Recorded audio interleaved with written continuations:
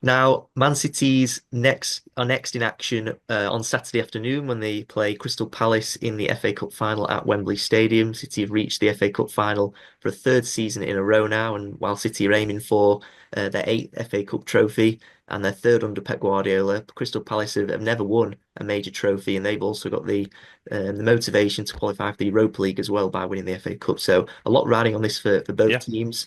Palace, of course, produced a superb performance in that semi-final win over Aston Villa, a comprehensive 3-0 win, while City beat Forest 2-0 in their semi-final. So, yep, City have the chance then to end this season on a high, Stephen, by winning silverware. What are your thoughts heading into this contest? What do you expect from this FA Cup final at Wembley? It's gonna be really, really difficult. Um, Look, we know what it's like when you've not been for final for a while. Like we saw Newcastle, sort of boss it against United, a couple of years back, and before they eventually went on to win it. I don't know if Palace will do that, but I do know there's the possibility of that for them because the pressure, suddenly playing for a trophy is something that the club has eluded the club for a long time. It does impact you. It does. The thing I will say is they are a fearless team, and even though City beat them 5-2, they had a cracking start against us at the Etihad recently. They terrified us, and they are the kind of side right now that if City don't turn up, they will take advantage. And I know it was only Spurs, which is weird to say, but it's where Spurs are at the moment is terrible. Europa League finals for what it's worth, Spurs. But Palace battered them the other day. They absolutely battered them. They were by far the better side. 10 shots on target to their one. More possession away from home as well, as they with a brace. And I go through their team and you think there's real quality there. And I might have said it before to you on one of these videos, but what strikes me is you look around the Premier League and there are Champions League level players at every single side. Like there's so much quality everywhere. And Crystal Palace sat 12th in the Premier League. And you go, look at Muniz at right wing back quality. Gay centre back quality.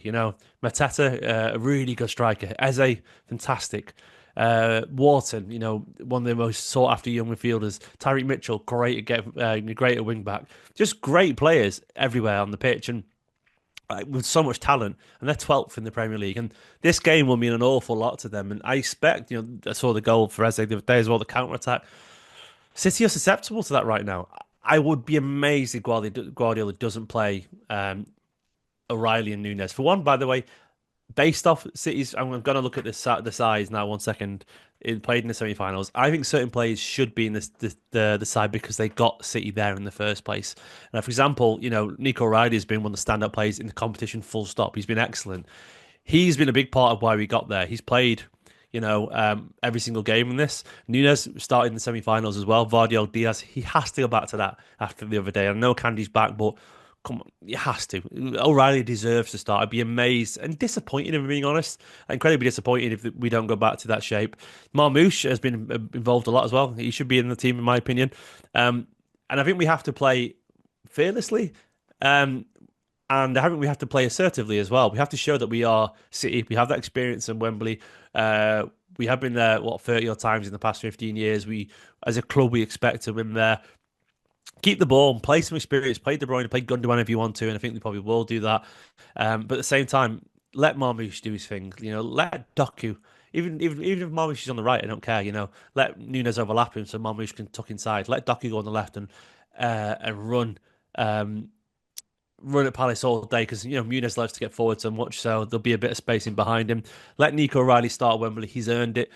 Yeah, I'm expecting it to be a really tough game because I think Palace will really want it. But City, if they play in the way that we know they can with the experience, a combination of experience and hunger, we should have enough. Yeah, I mean, City do have a decent record against Palace in recent years. I think they're unbeaten in the last seven, 4 wins and 3 draws, and they've scored 18 goals in that time. And they've scored four or more goals on 3 of those occasions. So they've done quite well. But as you've alluded to there, Palace are, definitely no pushovers. They'll be fired up for this game. The fans will be behind them. They've got the quality to hurt City on their day. And one thing's for certain is that if City perform anywhere near what they did against Southampton in that draw at the weekend, the chances of winning this could be slim, won't they? Yeah, yeah, absolutely. Um, it's going to be difficult. Broke up a little bit there. Sorry, can you say that again, mate? It generally just broke up a bit for me. And one thing's for certain is if City need to be much sharper and pose a greater threat in the final third, in comparison to what they did against Southampton, they can't afford to perform that way again. No, absolutely. That was it's sort of City shot themselves in the foot against Southampton because they presumed they were going to score. They were waiting around for the perfect moment. That's not always going to be the case. I don't think Palace will sit back quite as deep as Southampton will because they're too good. They've got too much quality. People like Wharton or Eze or whatever.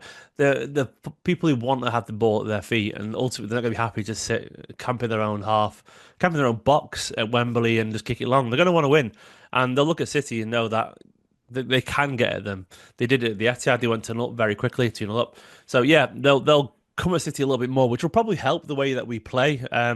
City do like teams that come out a little bit, but we have to be a lot more forward thinking. We have to be a lot more aggressive because Southampton game is a good example of what happens if you wait for someone else to do it. You need players who are brave, who take responsibility. And look at the classic Manchester City side. Go back several years. You had Sane, Sterling, Aguero taking responsibility. David Silva, Kevin De Bruyne at his best. You look back a couple of years ago. You had Rodri when he was available. He's a guy who takes responsibility. You have De Bruyne always did. Phil Foden was taking responsibility last year. Putting the ball in the back of the net. Riyad Mahrez in the past. You need people who are going to step up and win the game for you and take advantage of their anxiety as Palace because they will be thinking this is our big chance. When do we get to do this again? Because there's no guarantee Palace will get to another final anytime soon. So give him a reason to feel scared. People. This is why I would play Doku for what it's worth. I think even though people talk about his output, Doku is relentless and his self belief is excellent. And the same for Marmoush. Those two try and make things happen, and I think you have to have that on the day. Yeah, and as a Man City fan, what would it mean to you and to other City fans for them to win the FA Cup, and how important is it for this group of players for Guardiola's squad to win the FA Cup this year? Yeah, it's huge. It's the FA Cup. It's not been the greatest of seasons, and I think Guardiola is right to say it doesn't make the season a success, but it doesn't it doesn't harm either. And I think there's an element of some of these players needing that taste of success as well. Obviously, I can't imagine. Look, it's always nice, but for people like Ruben Diaz and Edison and I don't know Erling Haaland and even Phil Foden to an extent, they've been there, done that. It's not going to change their lives to win this trophy. They'll love to win it because it's another for their collection, and winning is it's addictive. But I think the bigger success would be for Marmoush, for Nico O'Reilly, people like that way. It feels like their trophy, their first taste of success as regulars. O'Reilly's been at the club before, of course, but and even Doku, of course, as well. But people who've not been there that long, Savino, it'd be his first proper trophy. He had the Community Shield as well, but you know what I'm getting at.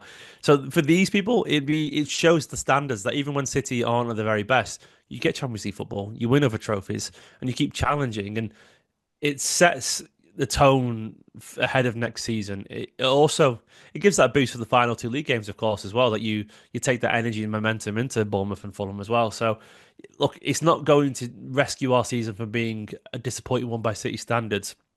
But if you can walk away from your bad season, the one that signalled a massive rebuild and a pretty aggressive shaking up of the squad in general, with the Community Shield, with the FA Cup and Champions League football, come on. As a fan, I'm happy, with how it's turned out. The hierarchy, I expect there'll be a lot more introspective because their targets are different. But look, fans, if you get Champions League football, obviously you want the Premier League and go far in the Champions League. But if you get Champions League football and you win a couple of trophies at Wembley, most people would kill for that. I would have killed for that 20 years ago, and that's become the norm for us these days as City fans. So I'll never forget how lucky we are.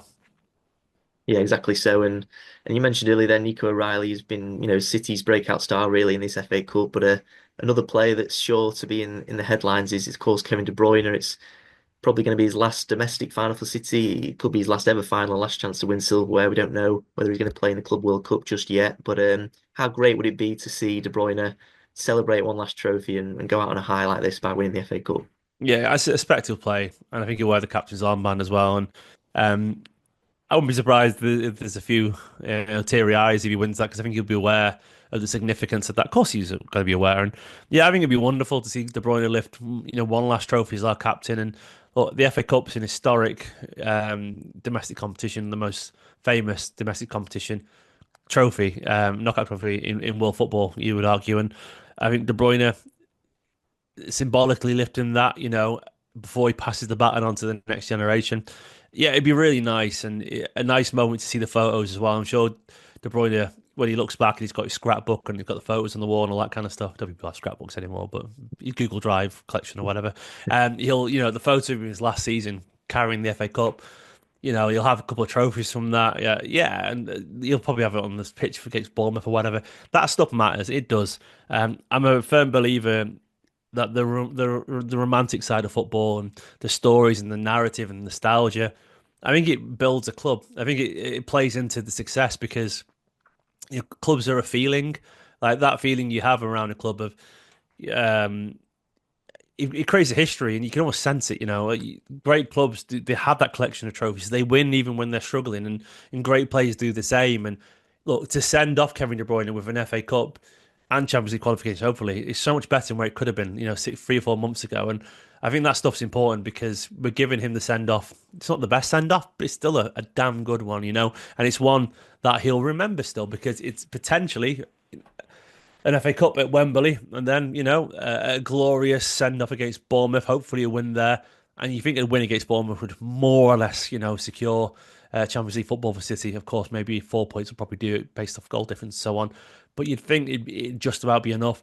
So I think De Bruyne, yeah, he's going to be. I presume he'll play like a man possessed because he's aware of how important it is. He says it's going to be his last ever Wembley. It is his last ever Wembley appearance for Manchester City Football Club, guaranteed, unless something happens. It won't. So yeah, it's huge. It's huge for Kevin De Bruyne. Yeah, two-time winner of the FA Cup, and no players contributed to more goals since he joined City a decade ago. I think it's 10 goals and 18 assists in, I think, 33 appearances. So yeah, he's loved playing in the FA Cup, and hopefully it'd be great if he could, imagine if he scored the winner, a last minute winner or something Ah, like that. It would be incredible for City fans. And don't make me don't make me emotional, Ollie. Yeah, I'd love it, mate. That'd be wonderful, wouldn't it? yeah, The I can already imagine the pictures. Dying out on that forever. Yeah, it'd be yeah. wonderful. So last thing on this then, what's your prediction for this match? How optimistic are you that City can win the FA Cup? I think we'll win, and I think the Southampton game is actually a timely reminder. We were poor, we were entitled, we were slow, we were. I don't know if we were entitled, but to me, he looked it, and based off the words after the game as well, the sulking, there's some slapped asses there. So I definitely think City have had a sharp reminder of the quality of everyone, and not that they needed it this season, but we'd got maybe a little bit comfortable, and I think Palace are a better side, and sometimes performances like that they can lead on to another bad performance. Don't get me wrong, but City are a side that you typically react. That's why we win trophies and why we've been so successful over the past 10 years under Guardiola. So I'm hoping actually that adversity will turn into opportunity and City will be a lot more on the front foot. And I think the experience and the quality will ultimately tell. I think Palace are a good side. They're also a footballing side.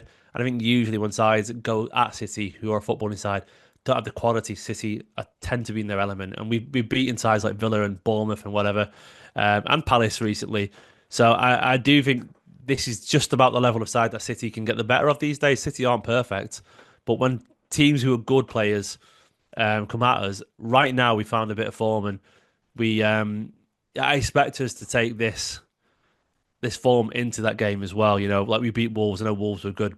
They're a good side right now. We beat Forest, we beat Villa, we beat Palace, we beat Everton 2-0 away. All these sides have been in good form prior, and I think this is a very similar kind of game. Obviously, Palace, we've already played them, so I suspect it'll be a revert to the system we've been playing for the past few weeks with O'Reilly, Vardiel, centre back, and so on. And I think it'll just be enough to work. I'm going to say City will win this.